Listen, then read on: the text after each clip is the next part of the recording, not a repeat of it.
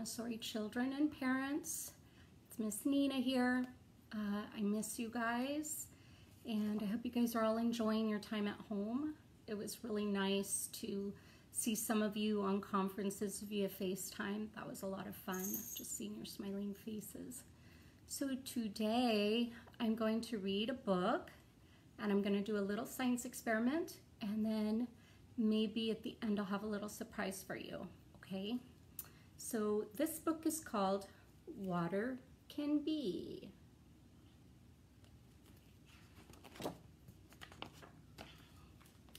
Water is water, it's puddle pond sea. When springtime comes splashing, the water flows free. So you know when it starts warming up during the spring, all of the snow starts to melt and we start seeing water come down our streams and rivers, like the Washougal River. Water can be a tadpole hatcher. So we know that these little tadpoles, they really need their water so that they can grow strong and they can emerge as frogs later, right? Hi, Davina or Donna. A pitcher catcher. So we're all familiar with these because we have tons of puddles up here, don't we? We get a lot of rain up here in the Pacific Northwest. So this little girl is looking at herself in a puddle, and look at that, it looks just like a mirror. It's a perfect reflection. An otter feeder.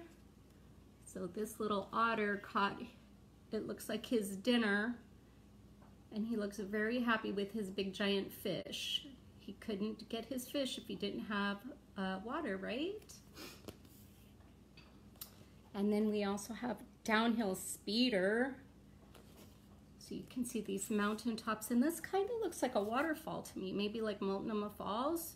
So when that snow starts melting, you get a lot more rushing water coming down.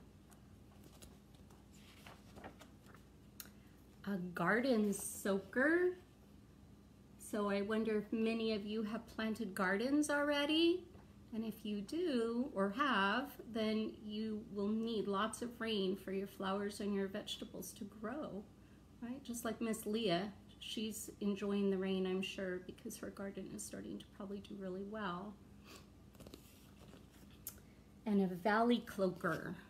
So this is like a foggy mist. It's another way that water takes shape. It's in a mist like that, and I know you guys have all seen that out our window with your binoculars, right? A thirst quencher.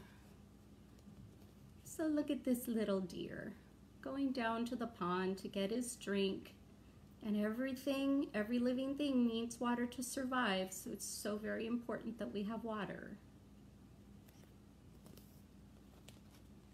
And a kid drencher. That looks like a lot of fun, doesn't it?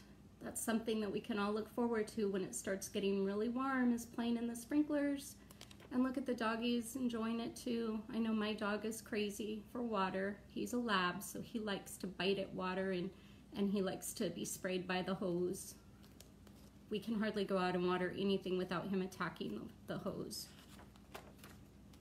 A drink cooler. It's always nice to have ice to put in our drinks. So ice is another form of water. Those drinks look really good, don't they? And oh my goodness, what do we have here? A rainbow jeweler.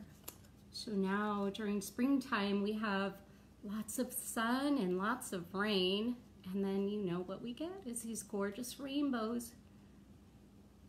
I know that we've probably seen a lot of them so far, and we'll probably get to see a lot more since now spring is officially here.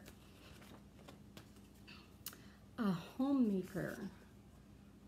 So in the oceans and in the bodies of water, there's all types of living plants and animals. We have little fish, and we have jellyfish and coral, and there's a big school of fish there, and sea stars. They all need this water to survive in. And a shipbreaker. Water can be incredibly powerful.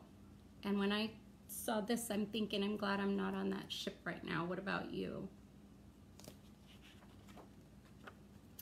Water is water. It's fog, frost, and sea.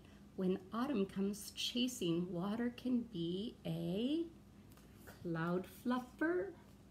So you know those tiny droplets of water that make clouds? And a fire snuffer. It'd be so hard to put out fire if we didn't have water, huh? We depend on water so much for everything. A school drinker, just like the water fountain we have in our hallway where you guys all like to come and get drinks.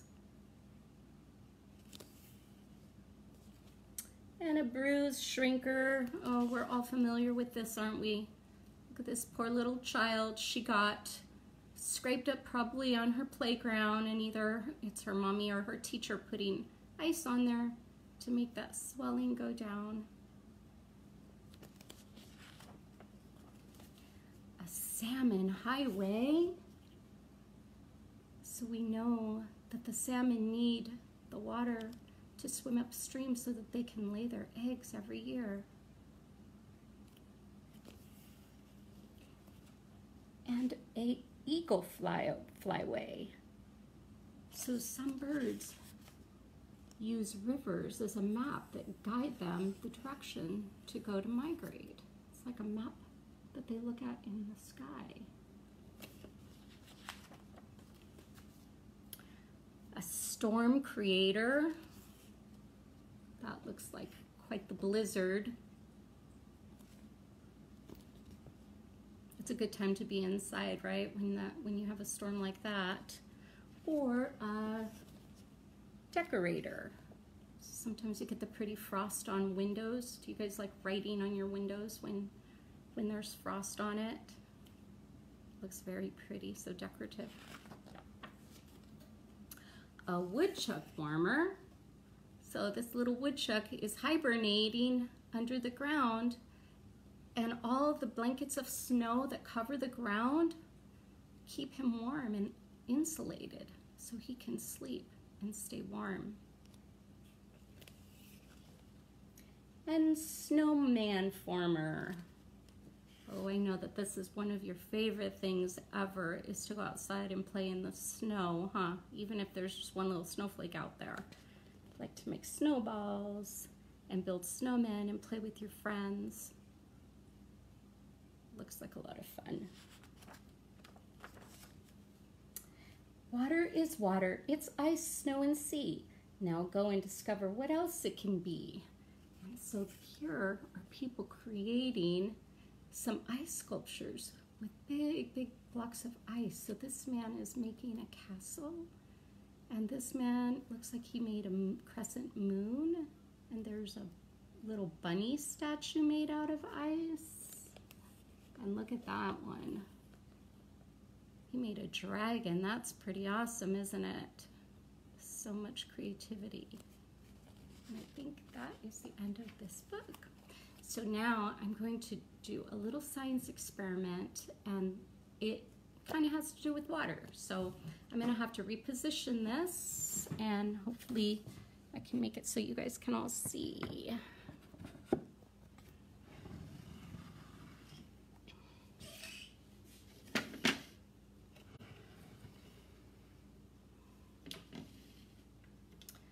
So this science experiment is called absorption race. And so I know a lot of the children have either seen this in our classroom or actually have done it in our classroom. So what you need are 3 small dishes, some paper towel that you cut into strips. So you'll need some scissors. You need some oil. And you also need some water. So parents, I'm using colored water just so you guys can see it better. We don't usually use colored water. You don't really need to. So I'm gonna go ahead and pour some water in here.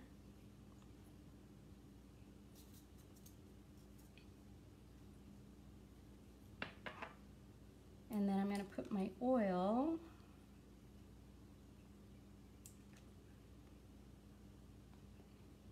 I'm gonna try to make it even so that the water doesn't have an advantage over the oil.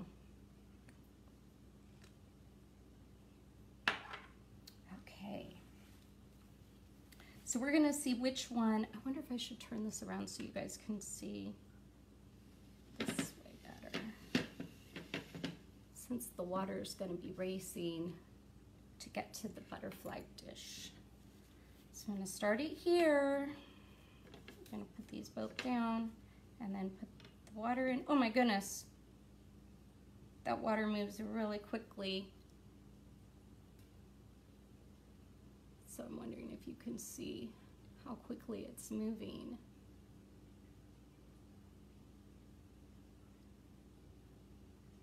Just to give you a little perspective, here's the water and the oil still really hasn't even left the dish yet.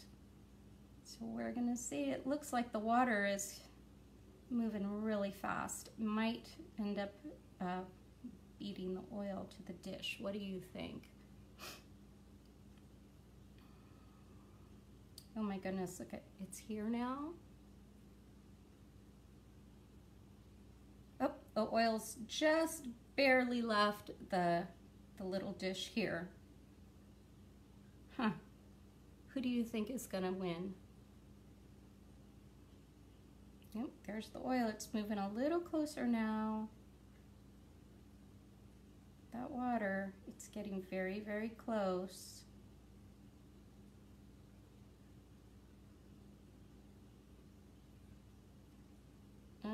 Looks like it's almost there. In fact, it's gonna start getting into the oil paper towel. So we'll just go ahead and see how much longer it takes to get to about there. And then I'm gonna take you and give you a little surprise after this, okay?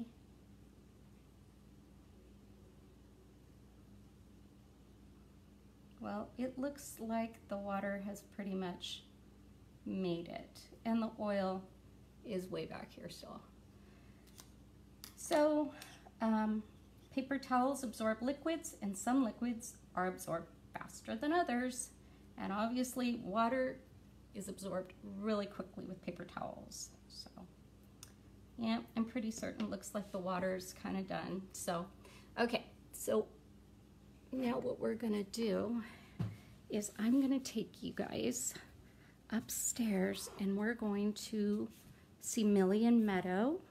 I have a little treat for them. And I'm also gonna see if I can get the fish to come out so that you can see the fish. I brought them home the other day. That way I know that they're well taken care of and they don't get lonely. And I have my kitten locked in a room so that she doesn't bother us. Let's see. And if I can, I'm not sure how to turn this around.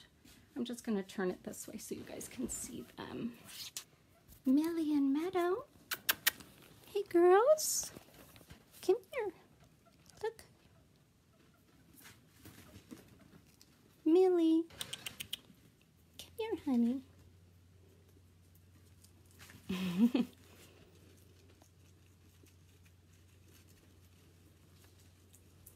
During the day, I let them run around on this futon so that they don't have to stay in their cage all the time.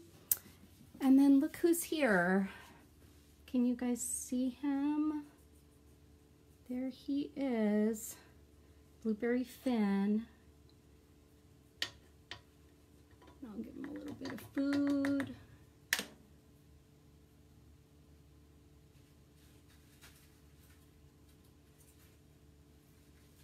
He seems to be doing pretty well. He wasn't super thrilled with the car ride over here, but he seems to have settled down, so. Anyway, okay guys, I will be seeing you next week, and I'm not sure where I'm supposed to look at this camera, but anyway, we miss you so much, and we can't wait to have you guys back at school. So you guys all stay healthy and take care of your parents. I'll talk to you soon. Bye.